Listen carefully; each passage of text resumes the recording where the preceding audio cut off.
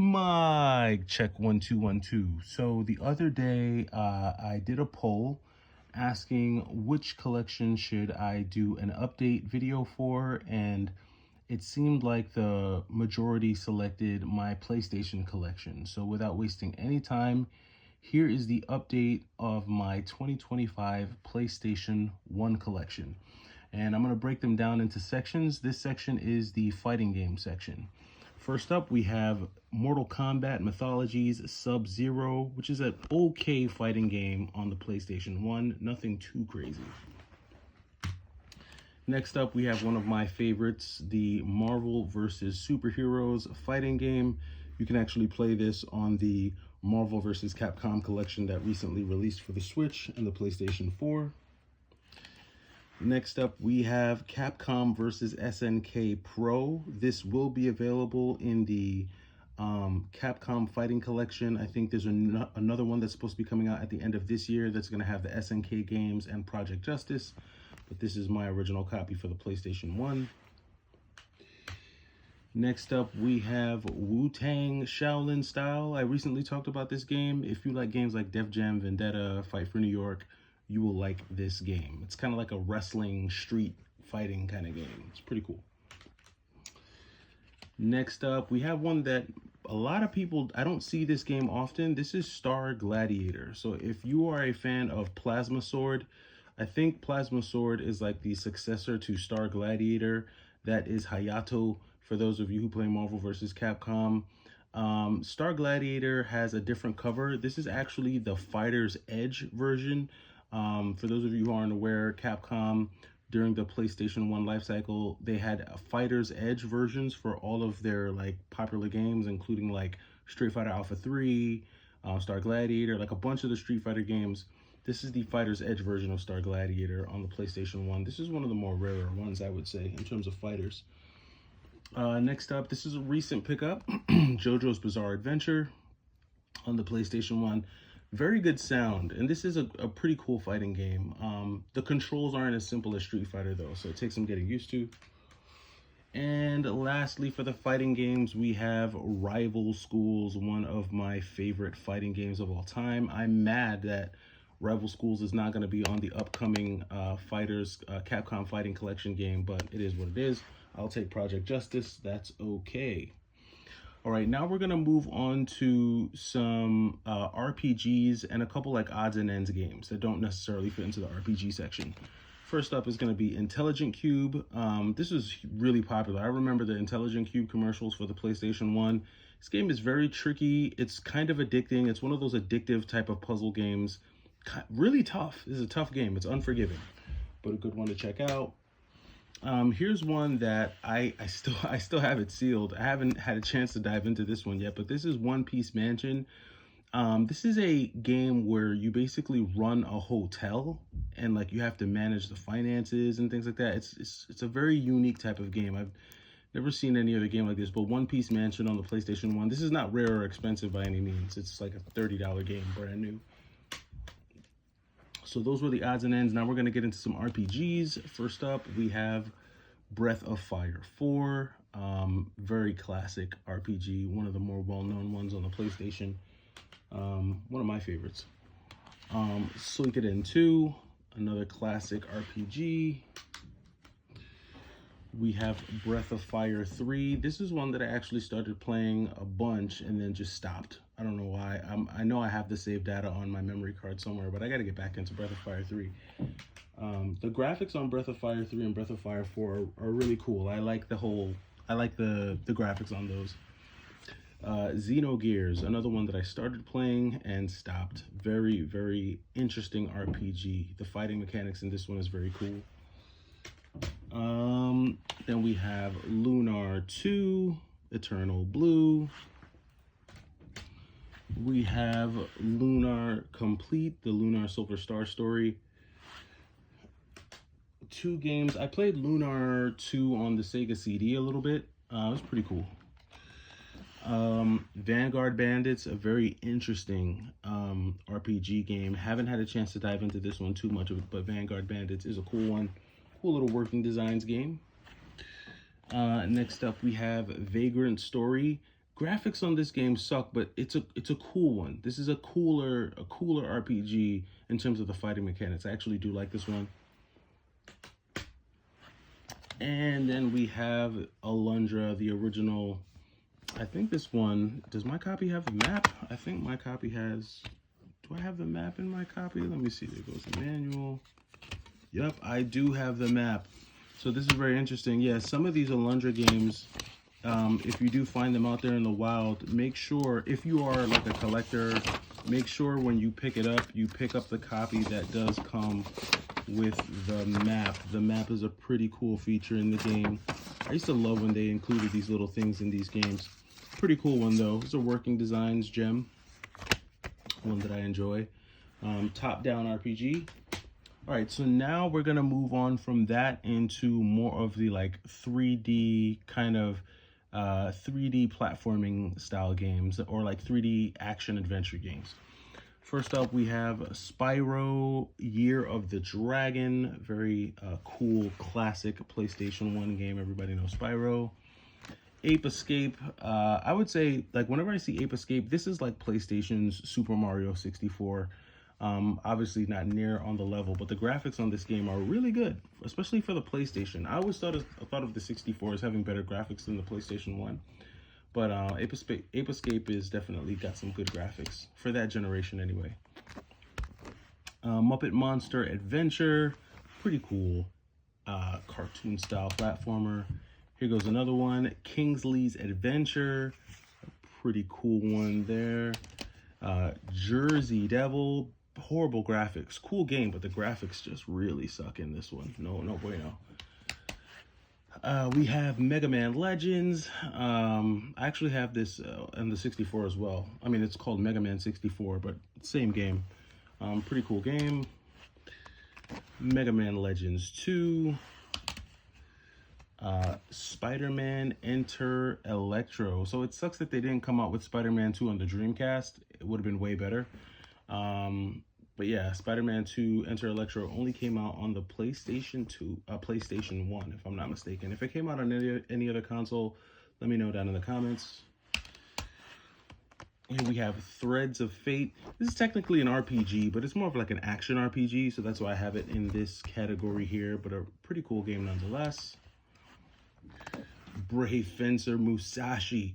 Another RPG-ish game, but again, this plays more like an action hack and slash style game.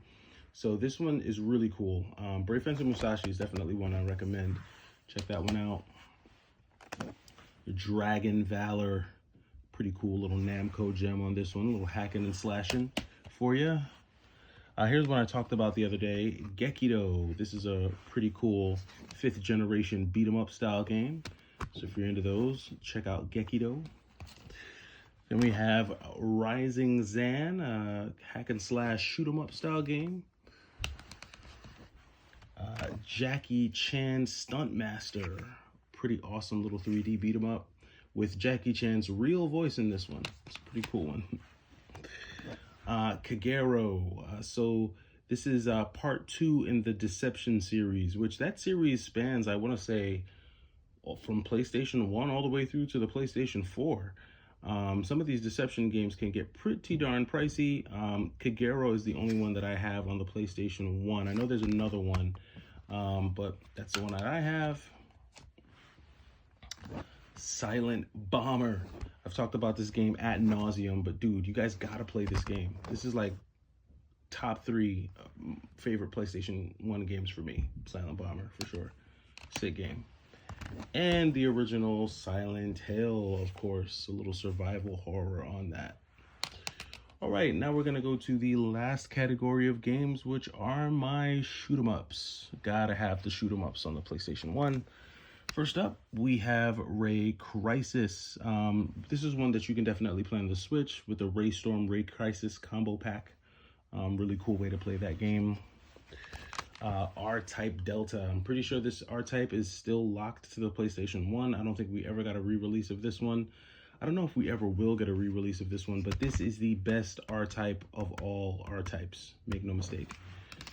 Next up, Ray Storm, one of my favorite shoot 'em ups. This might be like tied with R-Type Delta for my favorite shoot 'em up on the PlayStation 1. I love the music in this game. In my edited videos, the second level in this game is the outro music for all of my edited videos. So for those of you who have asked in the past, dude, what song is that? That is the level 2 in Raystorm, is one of my favorite video game songs of all time. Okay, Gekio, Shooting King. Now, I picked this up on the PlayStation 1 because the Sega Saturn version is way more expensive. And I can't pronounce the Sega Saturn version of this game, but for those of you who know, the Shoot 'em Up fanatics, leave a message down in the comments what the Sega Saturn version of this game is. But this is basically a top-down shoot 'em up, like a bullet hell style shoot 'em up on the PlayStation 1. Shoot 'em ups are just better on the Sega Saturn. That's all I can say on that. Like in general, like PlayStation 1 has its good ones, but in general, they're just better on the Sega Saturn. Einhander, very cool shoot 'em up on the PlayStation 1. Very interesting, takes on different viewpoints as you play through it. This is one I recommend.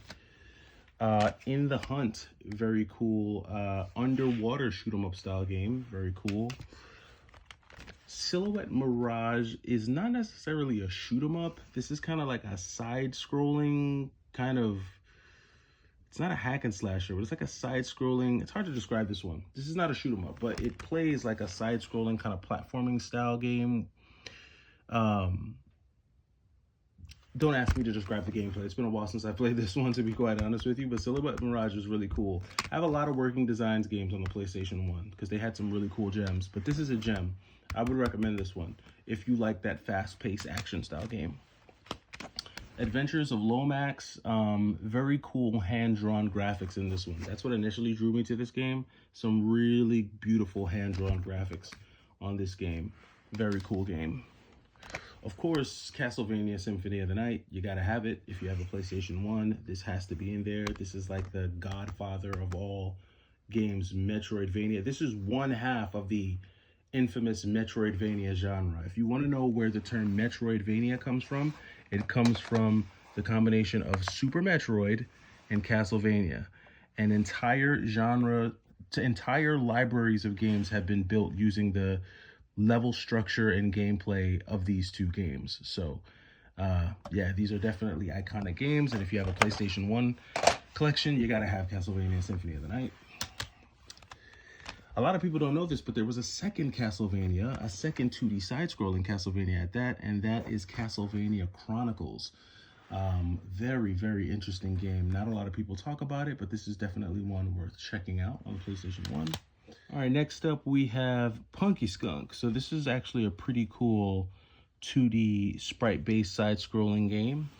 Pretty interesting one for you to check out. Not a lot of people talk about this one. I haven't heard a lot of people make any videos on this one, but this is an interesting one that I think gets lost in the shuffle. But definitely one worth checking out. Punky Skunk on the PlayStation 1. Then we have Tomba 2. Just never really had a chance to buy Tomba 1. It was always just really expensive. So I never got my hands on it, but Tomba 2 is in the collection.